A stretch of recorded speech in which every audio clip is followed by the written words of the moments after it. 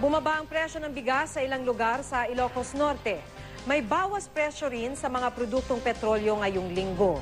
Ikinatuwa ito ng mga motorista, pero para sa ilang transport groups, papogi lang ito ng gobyerno. Makibalita tayo kay Jennifer Solis. May rollback daw ho ngayon.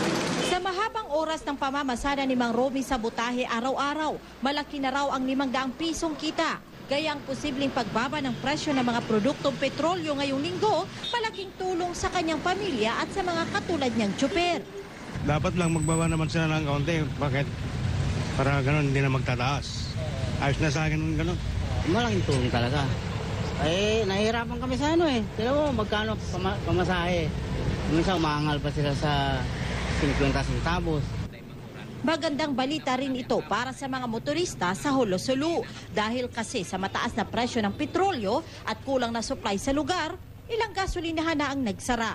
Ayon sa kwenta ng Oil Industry Sources, posibleng lagpas piso kada litro ang bawas presyo sa diesel, habang 95 centavos hanggang piso naman sa kada litro ng gasolina at kerosene.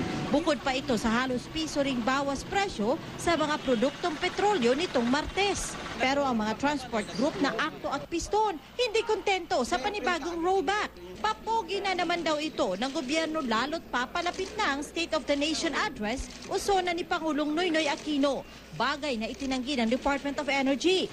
Bumaba raw ang presyo ng krudo sa world market dahil napawi ang pangamba ng mga oil trader na madidiskaril ang supply ng langis dahil sa gulo sa Iraq. Ang presyo naman ng bigas na idinadaing din ng mga mamimili, unti-unti na rin bumababa sa ilang lugar sa bansa.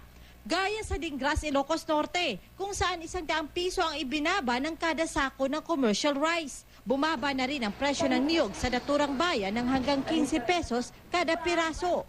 Mas marami na raw kasi ang supply ngayon na galing sa lalawigan ng Cagayan na hindi raw apektado ng pesteng kokolisap. May supply na rin daw galing sa Mindoro at maging sa Ilocos Norte. Pero ang presyo ng gulay at iba pang pansahog sa ulam, gaya ng sibuyas sa bayan ng Pasukin, nagmahal ng 20 pesos kada kilo. Papaubos na raw kasi ang stock ng mga magsasaka. Ang presyo naman ng bigas sa Kidapawan City, walang pagbabago at nananatili pa rin mataas. Kaya naman todo tipid pa rin ang mga consumer gaya ng mga nagtitinda ng kakaning ginagamitan ng bigas. Napilitan na nga raw silang gumamit ng mas murang NFA rice sa kanilang mga produkto. Jennifer Solis, Nagbabalita, Pilipinas.